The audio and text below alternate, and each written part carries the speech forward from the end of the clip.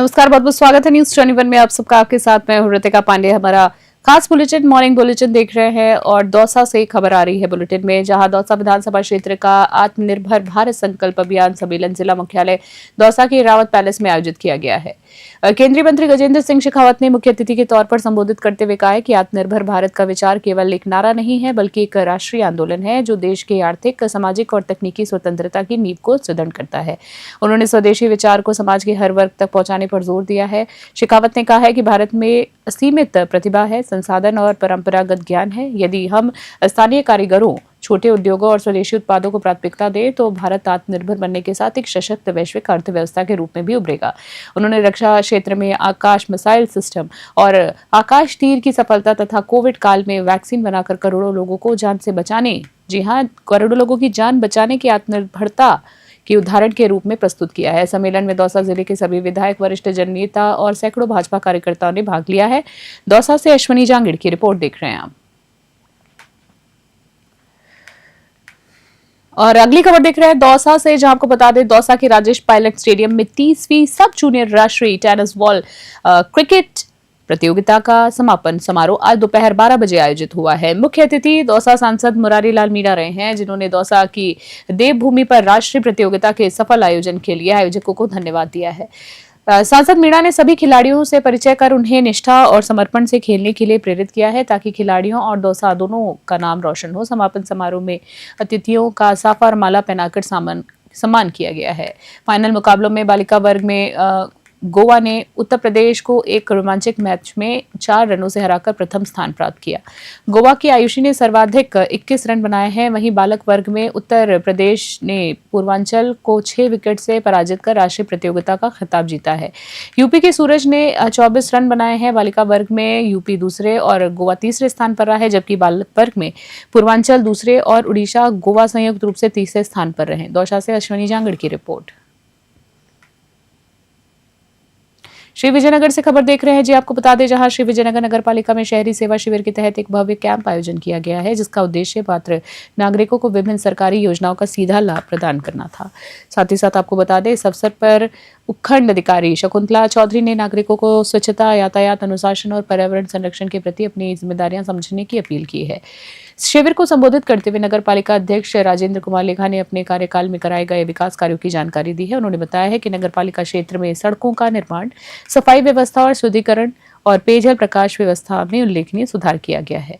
उन्होंने जनहित को सर्वोच्च प्राथमिकता देते हुए विकास कार्य जारी रखने की बात कही। शिविर का मुख्य आकर्षण पट्टा वितरण कार्यक्रम रहा, जिसमें पात्र लाभार्थियों को उनके भूखंडों के स्वामित्व प्रमाण पत्र यानी पट्टे प्रदान किए गए हैं। साथ ही प्रधानमंत्री आवास योजना यानी शहरी के चयनित लाभार्थियों को वित्तीय सहायता के चेक्स भी वितरित किए गए हैं, जिससे उनके चेहरों पर खुशी झलक उठी। श्री विजयनगर से जय किशन की रिपोर्ट।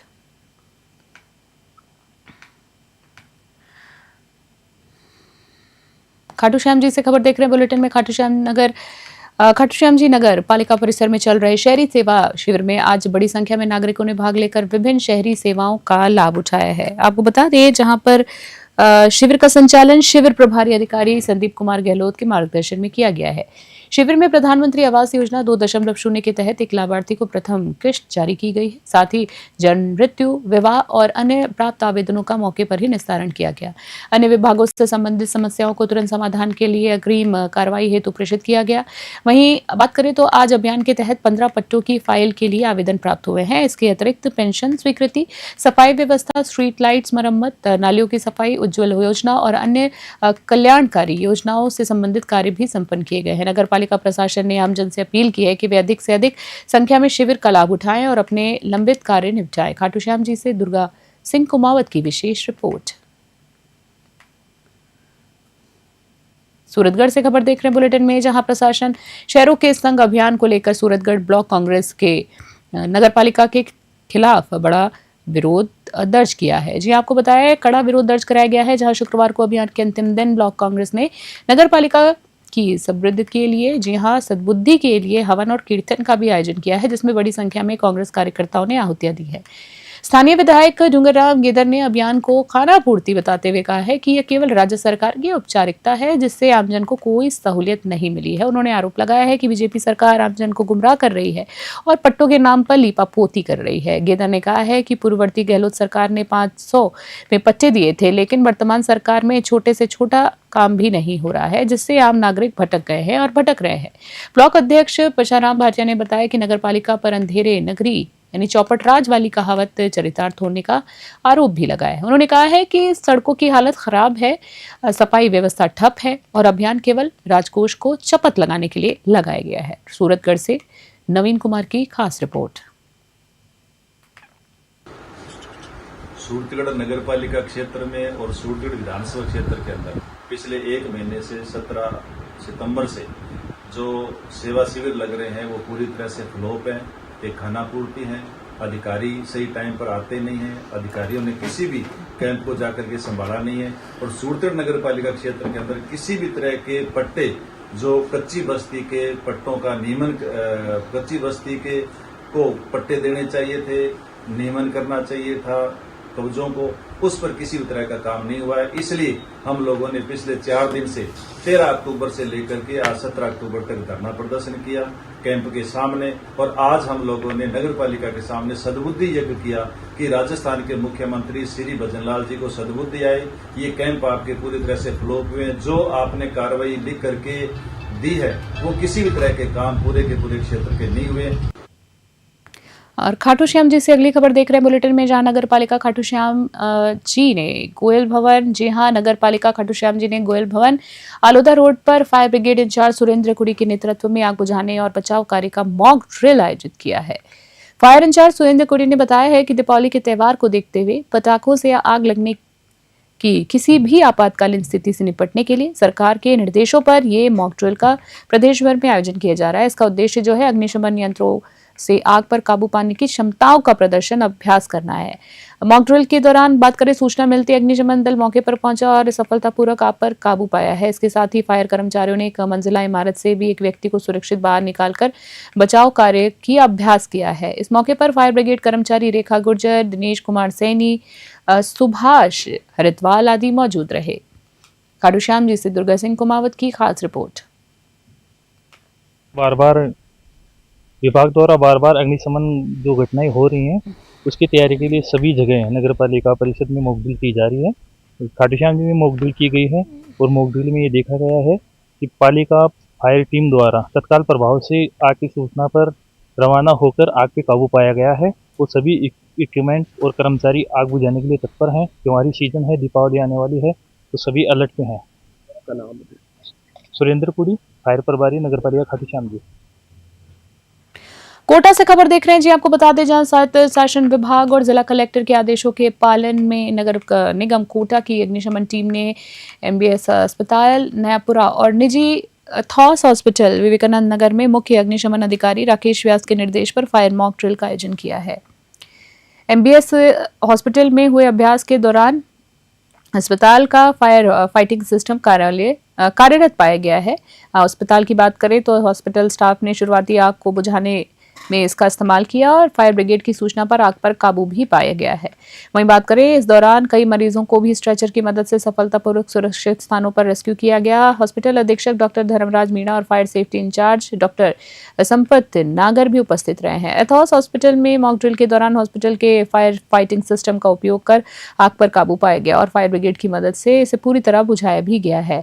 वहीं स्ट्रेचर से रेस्क्यू कर सुरक्षित स्थान पर ले जाया गया है। कोटा से कामेंदु जोशी की रिपोर्ट। खबर देख रहे हैं कोटा से, जहां आपको बता दें, दीपावली के त्योहार के मद्देनजर शुद्ध आहार मिलावट पर वार अभियान के तहत कोटा CMHO, जी हां, कोटा CMHO डॉक्टर नरेंद्र नागर के नेतृत्व में खास सुरक्षा दल ने शुक्रवार को शहर के प्रतिष्ठित प्रतिष्ठानों का दौरा किया है और मिठाइयों के 7 नमूने जिसमें कलाकंद, काजू कतली, मिल्क केक आदि लिए हैं।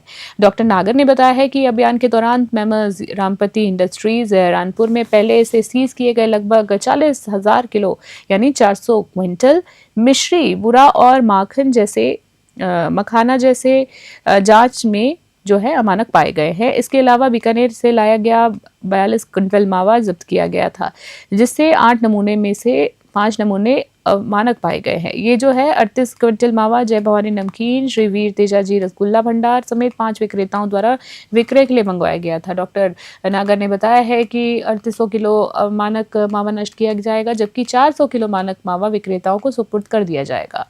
कार्रवाई की बात करें तो कार्रवाई करने वाली टीम में चंद्रवीर सिंह जादौन, अरुण सक्सेना, संदीप अग्रवाल और मौजीलाल कुंभकार शामिल रहे। कोटा से कामिंदु जोशी की रिपोर्ट। कोटा से खबर देख रहे बुलेटिन में, जहां कोटा ग्रामीण पुलिस ने ऑपरेशन टीम क्लीन स्वीप के तहत अवैध मादक पदार्थ तस्करी में लिप्त अपराधी शाहरुख उर्फ भूरिया के अवैध निर्माण पर बड़ी कार्रवाई की है। पुलिस अधीक्षक सुजीत शंकर के निर्देश पर सुल्तानपुर थाना पुलिस और नगर पालिका के सहयोग से करीब 10 लाख रुपए की कीमत का अवैध मकान ध्वस्त किया गया।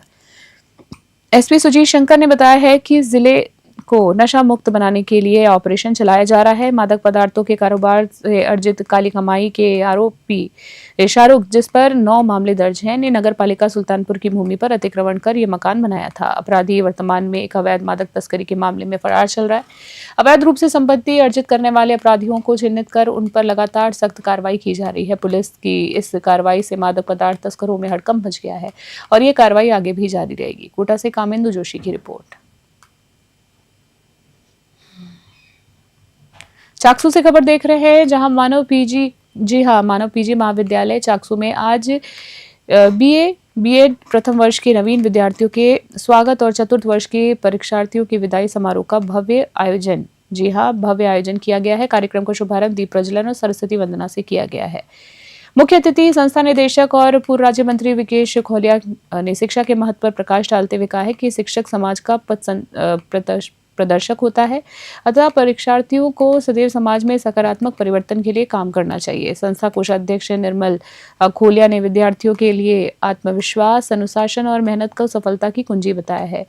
बीएड चतुर्थ वर्ष के विद्यार्थियों ने अपने 4 वर्षों के अनुभव और भावनात्मक पलों को साझा किए हैं। इसके साथ ही विद्यार्थियों द्वारा प्रस्तुत नृत्य, गीत और नाटक ने सभी का मन मोह लिया है। संपूर्ण समारोह उत्सव और भावनात्मक वातावरण से परिपूर्ण रहा। कार्यक्रम का संचालन राजेश सिंह सुदेशा और डॉक्टर मोहिनी शर्मा ने किया है, जबकि उप प्राचार्य सीताराम बैरवा ने आभार व्यक्त किया।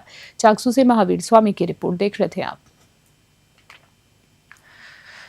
ब्यावर से खबर देख रहे बुलेटिन में, जहां दीपावली के त्योहार को देखते हुए ब्यावर जिला प्रशासन ने मिलावटखोरी के खिलाफ सख्त रुख अपनाया है। इसी कड़ी में तहसीलदार हनुत सिंह के नेतृत्व में रसद विभाग, स्वास्थ्य विभाग और प्रशासन की संयुक्त टीम ने सेंद्रा रोड स्थित राजभोग स्वीट्स के गोदाम पर छापा मारा है। छापेमारी के दौरान गोदाम में रखी 50 किलो से अधिक मिठाइयों में कीड़े तैरते हुए मिले हैं। आपको बता दें, जिससे वहां मौजूद टीम हैरान रह गई है। साथ ही मिठाइयों में मिलावट और रंग के इस्तेमाल की आशंका की गई है। कार्रवाई के दौरान जिला रसद अधिकारी अब्दुल सदीक और खास सुरक्षा अधिकारी अजय गोयल भी मौजूद रहे हैं। टीम ने तुरंत मिठाइयों के नमूने लेकर जांच के लिए प्रयोगशाला भेज दिया है। खाद्य निरीक्षक अजय मोयल ने बताया है कि जांच रिपोर्ट आने के बाद सख्त कार्रवाई आगे की जाएगी। प्रशासन ने त्योहारी सीजन में मिलावटखोरी करने वालों के खिलाफ बड़ी कार्रवाई करने के निर्देश दिए हैं। ब्यावर से सौरभ माथुर की रिपोर्ट।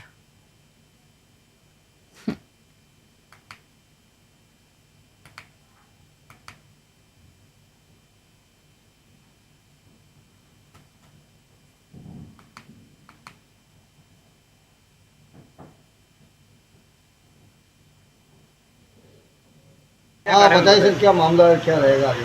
पूरे राज्य भर में त्योहार को देखते हुए विशेष अभियान चलाया जा रहा है, जो हमारा आयुक्त टी सुमंगला मैम के निर्देशों में चल रहा है।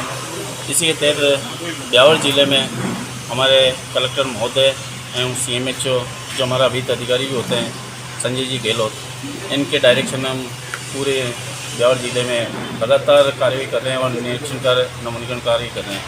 इसी के तहत आज हम ये जो राजभोग स्वीट्स है यहाँ पहुँचे, इसके गोदाम पर हम आए तो हमने ये मौके भी पाया जो ये स्टोर कर रहे हैं रसगुल्ले और ये बना के, उनमें कीड़े चल रहे हैं, मकोड़े चल रहे हैं, जो नियमों के विरुद्ध है। हम इनके सैम्पलिंग भी कर रहे हैं और जांच के लिए भेजेंगे और मौके पे जो जितनी मिठाइयाँ हैं जिनमें ये कीड़े चल रहे हैं उनको मौके पे नष्ट कराएंगे। और किसी प्रकार की अनियमितता पाई जाती है तो हम खाद्य सुरक्षा एवं मानव अधिनियम के तहत कार्य करेंगे और अधिक से अधिक पेनल्टी करवाने का कार्रवाई करेंगे। खबर देख रहे रायसिंह नगर से जी। आपको बता दें, जहां दीपावली के मद्देनजर रायसिंह नगर में नगर पालिका और दमकल विभाग ने मुख्य बाजार के भीड़भाड़ वाले क्षेत्र में उपेंद्रा गिफ्ट हाउस के पास खाली जगह पर मॉक ड्रिल का आयोजन किया है। दमकल और फायर प्रभारी विक्रम चंद जोशी के नेतृत्व में दमकल टीम ने तैयारियों की समीक्षा की है। बता दें आपको, जहां पर अधिशासी अधिकारी अभिषेक गहलोत ने बताया कि दीपावली पर आग लगने की खतरे को देखते हुए आपात स्थिति में आग पर काबू पाने के लिए टीम का अभ्यास करवाया गया है। आपको बता दें साथ ही साथ, जहां पर दोपहर 2:38 पर आग लगने की सूचना मिलने पर दमकल टीम महज 4 मिनट में मौके पर पहुंची और आग पर काबू पाया है, आग को बुझाया। उन्होंने बताया कि त्योहार के दौरान कंट्रोल रूम में 24 घंटे सक्रिय रहेगा। हालांकि शहर के लिए सबसे बड़ी चिंता यह है कि मुख्य बाजार रेलवे लाइन के एक ओर है, जबकि दमकल विभाग दूसरी ओर है। ये जो कार्रवाई है, यदि रेलवे फाटक बंद हो तो दमकल की बड़ी गाड़ी को बाजार तक पहुंचने में 15 से 20 मिनट का समय लग सकता है। समस्या के बारे में नगर पालिका अध्यक्ष मनीष कौशल ने बताया कि उपखंड अधिकारी को अवगत करा दिया गया है और जल्द ही इसका समाधान भी किया जाएगा। रायसिंह नगर से राजू शर्मा की रिपोर्ट। रायसिंह नगर से खबर देख रहे हैं। रायसिंह नगर में शहरी सेवा शिविर के अंतिम दिन शुक्रवार को नगर पालिका सभागार में पट्टा वितरण कार्यक्रम का आयोजन किया गया है। इस दौरान 24 लाभार्थियों को उनके भूखंडों के स्वामित्व प्रमाण पत्र यानी पट्टे सौंपे गए हैं, जिससे लाभार्थियों के चेहरे पर खुशी देखी गई है। नगर पालिका अध्यक्ष मनीष कौशल, पूर्व विधायक बलवीर सिंह लूथरा और अधिशासी अधिकारी अभिषेक गहलोत ने कृषि भूमि नियमन और 69A के तहत ये पट्टे वितरित किए हैं। आपको बता दें, पालिका अध्यक्ष मनीष कौशल ने कहा है कि शिविर के माध्यम से जरूरतमंदों को उनका अधिकार और आत्मसम्मान मिला है। साथ ही साथ आपको ये भी बता दें कि पूर्व विधायक बलवीर सिंह लूथरा ने इस पहल को राज्य सरकार की जन कल्याणकारी सोच का प्रतीक बताया है। ईओ अभिषेक गहलोत ने आश्वासन दिया है कि भविष्य में पात्र नागरिकों की पहचान कर अधिक से अधिक लोगों को लाभान्वित भी किया जाएगा। रायसिंह नगर से राजू शर्मा की रिपोर्ट।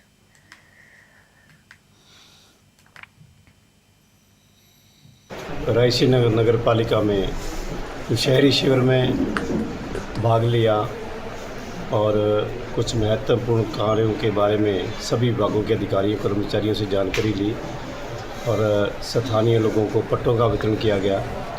जो काफ़ी समय से पट्टे लोगों को नहीं मिल रहे थे, आज इस कैंप में, इस शिविर में बड़ी संख्या में लोगों को पट्टे देकर लाभान्वित किया गया है। और इस अवसर पर मैं शायद आज ये शिविर का अंतिम चरण है और लास्ट कैंप है, और मैं इस अवसर पर सभी शहरवासियों को, क्षेत्रवासियों को दिवाली की शुभकामनाएं देता हूं। और मैं उम्मीद करता हूं कि जो लोग इन शिविरों में लाभान्वित हुए हैं, इन शिविरों का जिन्होंने लाभ उठाया है, और वो लोग उनको फ़ायदा भी होगा। मिर्ता सिटी से खबर देख रहे हैं। मिर्ता सिटी के जी ब्रिलियंट सेकेंडरी स्कूल में आज भव्य दीपोत्सव समारोह मनाया गया है। कार्यक्रम में मुख्य अतिथि आरपी हरिओम शर्मा और लोक शिक्षा समन्वयक राकेश पारिक रहे हैं। आपको बता दें, जिन्होंने मां शारदे के समक्ष दीप प्रज्वलन कर कार्यक्रम का शुभारंभ किया है। कक्षा 3वीं से 9वीं तक के बच्चों ने रंगोली, थाली सजावट और नृत्य प्रतियोगिता का आयोजन किया है। मुख्य अतिथि हरिओम शर्मा ने बच्चों द्वारा धान, पुष्प और प्राकृतिक रंगों से बनाई गई इको फ्रेंडली रंगोली की सराहना की है और इसे भारतीय संस्कृति को जीवित रखने का मूलभूत तरीका भी बताया है।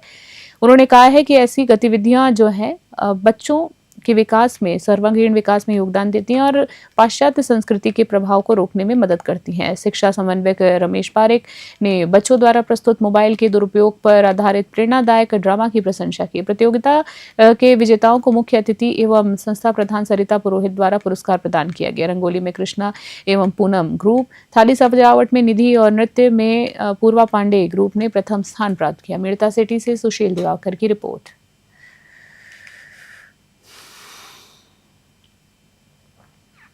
खबर देख रहे पुष्कर से। अंतर्राष्ट्रीय पुष्कर मेला 2025 के तहत 2 नवंबर को एकादशी के अवसर पर नगर में भव्य आध्यात्मिक शोभा यात्रा निकाली जाएगी। देवस्थान विभाग के सहायक आयुक्त गिरीश वचानी और उपखंड अधिकारी गुरुप्रसाद तंवर की अध्यक्षता में साधु संतों और जनप्रतिनिधियों के साथ मिलकर तैयारियों को अंतिम रूप दिया गया है। आपको बता दें, जहां इस शोभा यात्रा में विभिन्न खंडों, अखाड़ों, धार्मिकों और संस्थाओं और समाज के प्रतिनिधि शामिल होंगे, जिसमें साधु संत पारंपरिक वेशभूषा में नजर आएंगे और नगर भ्रमण करेंगे। वहीं यात्रा का मुख्य आकर्षण अजमेर दरगाह शरीफ की संस्था अंजुमन सैयद जादगान द्वारा की जाने वाली पुष्प वर्षा से होगी, जो भारत की गंगा जमुना तहजीब का अद्भुत प्रतीक जो है बनेगी। वहीं बता दें आपको, देवस्थान विभाग के गिरीश बच्चानी ने कहा है कि यात्रा आध्यात्मिक एकता का संदेश देगी। वहीं सैयद इतिसाम चिश्ती ने इसे भाईचारे का मिसाल बताया है। पंडित कैलाश नाथ दादीज ने शोभा यात्रा को सनातन संस्कृति का गौरव बताया है। यात्रा के लिए सुरक्षा और साफ सफाई के पुख्ता इंतजाम किए जा रहे हैं। पुष्कर से सीताराम गहलोत की विशेष रिपोर्ट।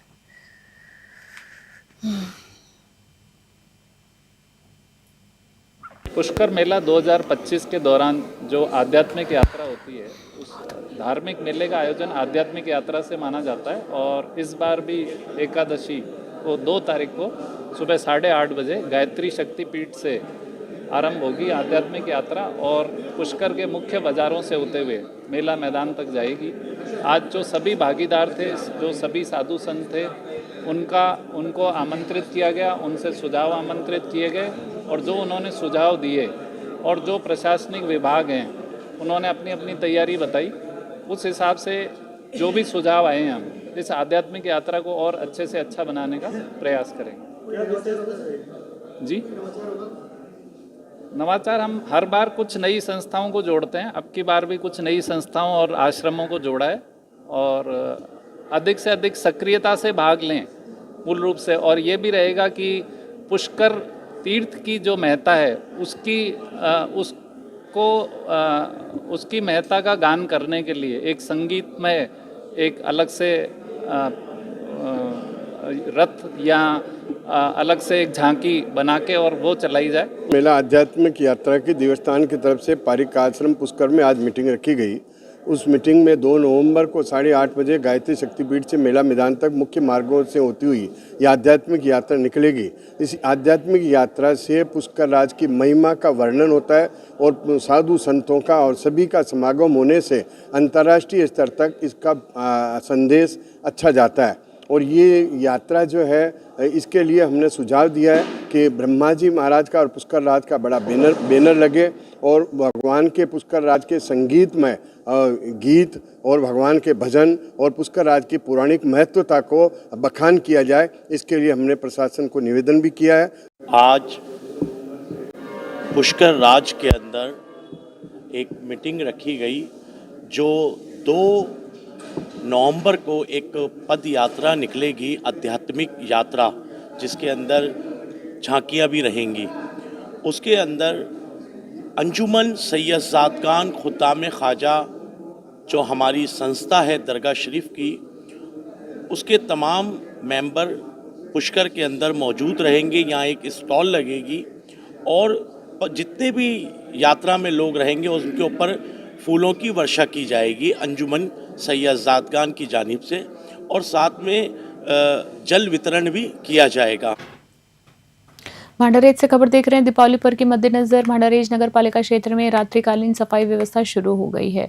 अधिकारी श्वेता असवाल ने बताया है कि ये व्यवस्था इसलिए शुरू की गई है ताकि त्योहार की सफाई के दौरान क्षेत्रवासियों और विशेषकर दुकानदारों को धूल उड़ने जैसी परेशानियों का सामना न करना पड़े।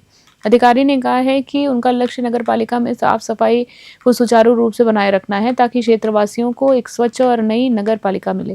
नगर पालिका प्रशासन ने क्षेत्रवासियों से अपील की है कि वे कचरे को सही समय पर और सुरक्षित जगह पर ही डालकर अपने क्षेत्र का साफ सुथरा रखने में सहयोग करें। जी हां, इस पहल पर अगर बात करें तो पहल से दीपावली की सजावट और दुकानदारों को किसी प्रकार की परेशानी नहीं होगी। दौसा से अश्विनी जहांगीर की रिपोर्ट। नारायणपुर से खबर देख रहे हैं, जहां को बता दें कोटपुतली बहरोड जिले के नारायणपुर उपखंड क्षेत्र है जिसमें ग्राम गढ़ीमा रोड सहित अन्य क्षेत्र शामिल है। आपको बता दें में विद्युत चोरी और ट्रांसफार्मर के कॉपर चोरी की घटनाओं में वृद्धि भी देखी गई है, जिससे किसानों के सामने बड़ी विकट समस्या खड़ी हो गई। विद्युत ट्रांसफार्मर से कॉपर निकालने कर ले जाने की सूचना पर विद्युत विभाग ने पुलिस को सूचना दी। पुलिस ने विद्युत विभाग के सौजन्य से FIR दर्ज कर अनुसंधान भी शुरू कर दिया है। पुलिस और विद्युत विभाग का कहना है कि शीघ्र ही चोरों को पकड़ा जाएगा और ट्रांसफार्मर चोरियों और अन्य अपराधों पर लगाम लगने के लिए सख्त कार्रवाई भी की जाएगी। पुलिस ने आमजन से भी सतर्क रहने और सावधान रहने तथा चोरों को पकड़ने के लिए पुलिस की और विद्युत विभाग के सहयोग करने की भी अपील की है। नारायणपुर से भारत शर्मा की रिपोर्ट।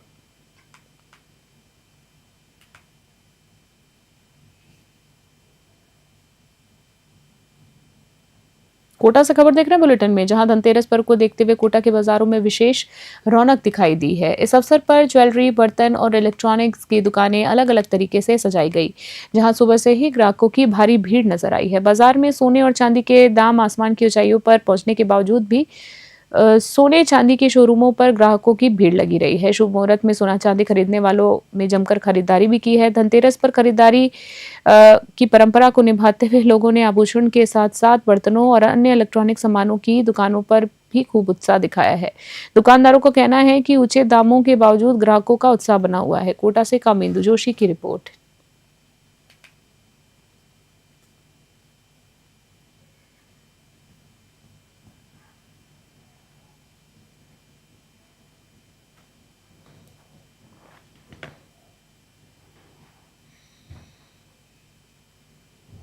खास बुलेटिन में इतना ही। बने रहे न्यूज़ 21। नमस्कार।